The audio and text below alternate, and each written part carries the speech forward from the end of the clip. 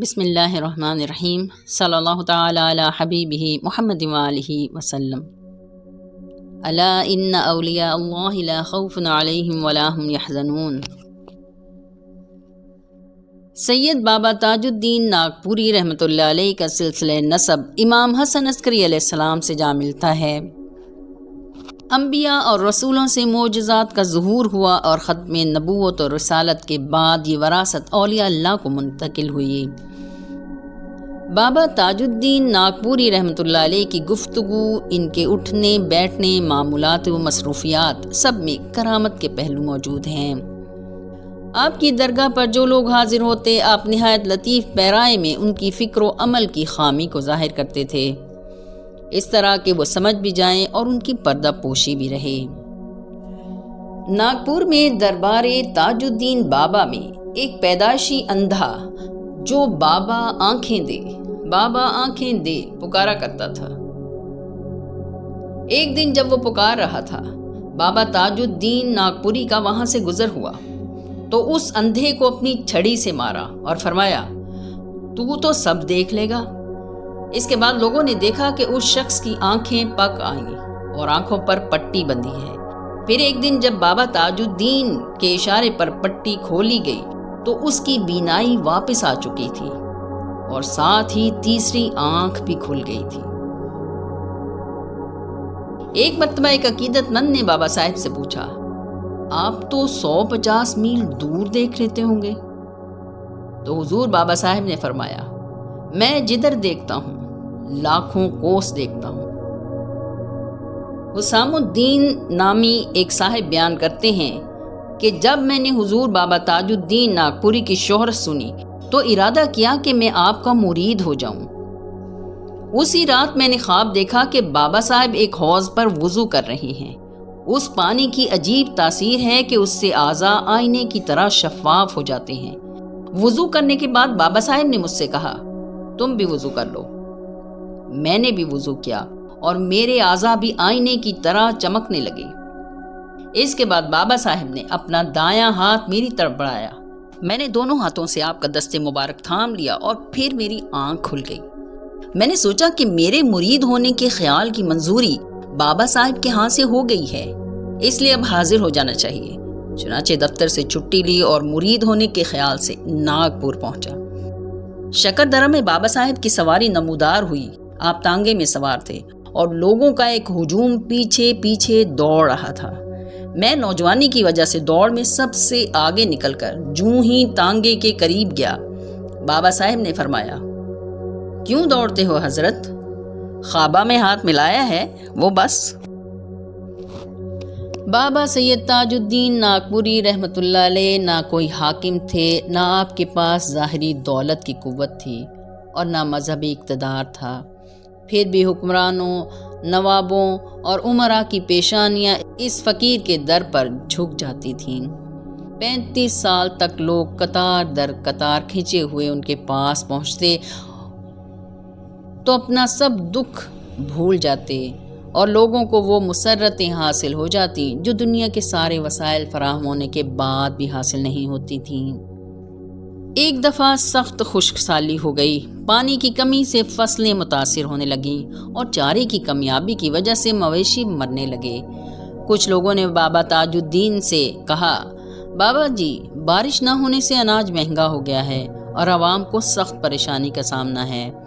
بابا صاحب یہ سن کر مسکرائے اور جنگل کی طرف چل دیے۔ لوگ بھی ساتھ ہو لیے۔ ایک گاؤں میں پہنچے تو وہاں کے کسانوں نے بابا صاحب سے کہا، بابا صاحب، خشک سالی سے ہماری فصلیں تباہ ہو رہی ہیں اور مویشی مر رہے ہیں۔ یہ سن کر بابا صاحب کی کیفیت ایک دم بدل گئی۔ جلال میں آ کر پانی طلب کیا۔ ایک کسان نے برتن میں پانی بھر کر پیش کیا۔ بابا صاحب نے لکڑیاں جمع کرا کر آگ جلائی اور تھوڑا تھوڑا پانی آگ پر ڈالنا شروع کیا۔ پانی کے قطرے سلگتی لکڑیوں پر گرتے اور لمحہ بھر میں بھاپ بن کر اوپر کا رخ کرتے۔ جوں جوں یہ آبی بخارات اوپر جا رہے تھے، لوگوں نے دیکھا کہ آسمان ابر آلود ہوتا جا رہا تھا۔ پانی ختم ہوتے ہی پورا آسمان بادلوں سے ڈھک چکا تھا اور کچھ ہی دیر بعد تیز بارش شروع ہو گئی۔ ایک مرتبہ عبدالصمد نامی ایک شخص دل میں خواہش لیے ہوئے بابا صاحب کی خدمت میں حاضر ہوئے کہ انہیں کشف عطا ہو جائے۔ جب وہ بابا صاحب کے سامنے پہنچے تو آپ بیڑی پی رہے تھے۔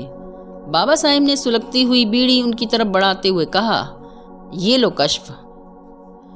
عبدالصمد صاحب نے فوراً بیڑی لے کر گہرا کش لگایا۔ کشف کی قوت بیدار ہوئی اور لمحہ بھر میں انہوں نے اپنے اندر چھپی ہوئی صلاحیتوں کا بے پناہ ذخیرہ محسوس کیا۔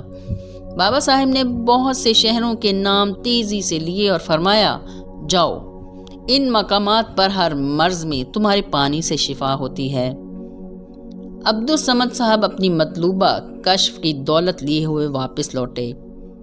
لوگ اتنی کثرت سے جناب عبدالصمد صاحب کے پاس آنے لگے کہ حکومت کو جائسی کے علاقے میں ریلوے اسٹیشن اور پولیس اسٹیشن کی تعمیر کرانا پڑی۔ وہ جس پانی میں ہاتھ ڈالتے وہ شدید بیمار مریض کو بھی بیماری کے منہ سے کھینچ لاتا تھا۔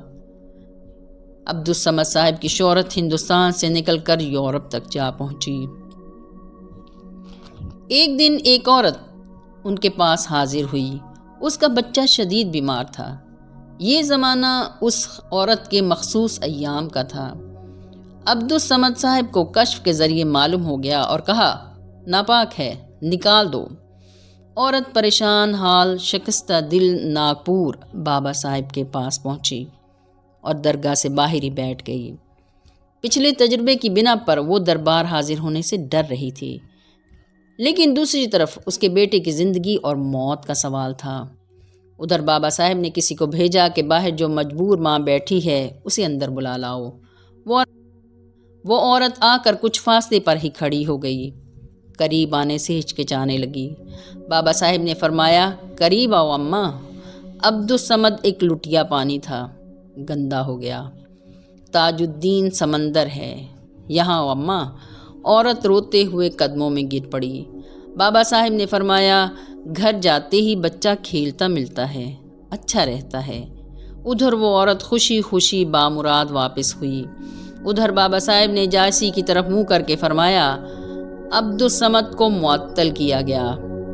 ان الفاظ کے ساتھ ہی عبدالصمد صاحب کی ساری صلاحیتیں ختم ہو گئیں، واپس لے لی گئیں۔ ناگپور کے تحصیلدار علی حسین صاحب ایک انگریز عورت کی محبت میں گرفتار ہو گئے اور اسے شادی کے لیے راضی کر لیا۔ اس انگریز خاتون نے چند شرائط رکھی، بنگلہ اس کے نام ہوگا اور تمام بینک بیلنس بھی اس کے نام ٹرانسفر کرا دیا جائے۔ علی حسین صاحب کو یہ تمام شرائط دل و جان سے قبول تھیں، لیکن وہ سوچتے تھے کہ انگریزوں کی حکومت ہے، کہیں انگریز خاتون سے شادی کرنا کسی خطرے کا باعث نہ بن جائے۔ چنانچہ علی حسین صاحب بابا تاج الدین ناگپوری کے پاس پہنچے تاکہ دعا کرائی جائے اور خطرہ دور ہو جائے۔ اس وقت بابا صاحب کے پاس زائرین کا ہجوم تھا۔ علی حسین صاحب ایک طرف کھڑے ہو گئے۔ دفتن بابا صاحب نے ان سے مخاطب ہو کر کہا، گھڑی دکھاؤ۔ علی حسین صاحب نے فوراً ہاتھ سے گھڑی اتار کر پیش کی۔ بابا صاحب نے گھڑی کو دیکھا اور واپس دیتے ہوئے فرمایا، حضرت، بدیسی مال اچھا نہیں ہوتا۔ علی حسین صاحب سمجھ گئے کہ یہ شادی ان کے لیے ٹھیک نہیں رہے گی، لیکن انگریز عورت کی محبت بری طرح ذہن پر سوار تھی۔ انہوں نے خود کو فریب دیتے ہوئے سوچا کہ آج کل پورے ہندوستان میں غیر ملکی مال کا بائیکاٹ ہے۔ بابا صاحب نے اسی کے متعلق مجھ سے کہا ہے، شادی کے متعلق کچھ نہیں کہا۔ چنانچہ علی حسین صاحب نے اس انگریز عورت سے شادی کر لی۔ زیادہ دن نہیں گزرے تھے کہ اختلافات پیدا ہونا شروع ہو گئے اور نوبت تلخ کلامی تک جا پہنچی۔ ایک دن انہوں نے غصے میں آ کر اپنی بیوی کو ایک تھپڑ رسید کر دیا۔ بیوی نے مقدمہ کر دیا۔ حکمران قوم کے ایک فرد کو تھپڑ مارنا پوری انگریز قوم کی توہین تھی۔ علی حسین صاحب پہلے ہی اپنا تمام بینک بیلنس بیوی کے نام کر چکے تھے، ملازمت سے بھی ہاتھ دھو بیٹھے اور ہر وقت گرفتاری کا خوف رہتا۔ آخر پریشانی میں دوبارہ بابا صاحب کی خدمت میں حاضر ہوئے اور قدم بوسی کی اجازت چاہی۔ بابا صاحب نے انہیں دیکھتے ہی فرمایا، نکو قدم بوسی۔ قدم بوسی نہیں، پہلے بتاؤ ہم نے جیل خانہ کس لیے بنایا ہے؟ علی حسین سمجھ گئے کہ تیر کمان سے نکل چکا ہے۔ انہیں اپنے طرز عمل پر بہت افسوس ہوا کہ بابا صاحب کے حکم کو انہوں نے غلط معنی پہنا کر خلاف ورزی کی۔ چنانچہ وہی ہوا جس کی طرف بابا صاحب نے اشارہ فرمایا تھا۔ علی حسین صاحب کو قید کی سزا سنائی گئی۔ ایک مرتبہ ایک صاحب نے بابا سید تاج الدین ناگپوری سے درخواست کی کہ حضور، میں اجمیر شریف جانا چاہتا ہوں۔ بابا صاحب نے فرمایا، اجمیر یہی ہے، کہاں جاتا ہے؟ یہ کہہ کر بابا صاحب نے ان صاحب کے ہاتھ پر ہاتھ رکھ دیا۔ وہ صاحب یکدم اپنے ماحول سے بے خبر ہو گئے اور دیکھا کہ اجمیر شریف کی سیر کر رہے ہیں۔ کچھ دیر بعد بابا صاحب نے ان کے ہاتھ سے اپنا ہاتھ ہٹایا تو انہوں نے خود کو بابا صاحب کی خدمت میں موجود پایا۔ اس کرامت کی توجیہ امام سلسلہ عظیمیہ ابدال حق حضور قلندر بابا اولیاء رحمۃ اللہ علیہ نے فرمائی۔ وہ فرماتے ہیں کہ اگر کسی طرح نگاہ کی ناتوانی دور ہو جائے تو زاویہ نگاہ کا دھندلا خاکہ روشن اور واضح نظارے کی حیثیت اختیار کر سکتا ہے، اور دیکھنے کا مقصد بالکل اسی طرح پورا ہو جائے گا جو سفر کی جد و جہد اور سفر کے بہت سے وسائل استعمال کرنے کے بعد پورا ہوتا ہے۔ بابا تاج الدین رحمۃ اللہ علیہ نے تصرف کے ذریعے سائل کی نظر میں وہ زاویہ پیدا کر دیا جو اجمیر شریف کے نظارے کے لیے درکار تھا، اور اس نے اجمیر شریف کی سیر بالکل اسی طرح کر لی جیسے وہ وہاں موجود ہو۔ ایک ہندو مسٹر سندرم اکثر بابا صاحب کی خدمت میں حاضری دیتے تھے۔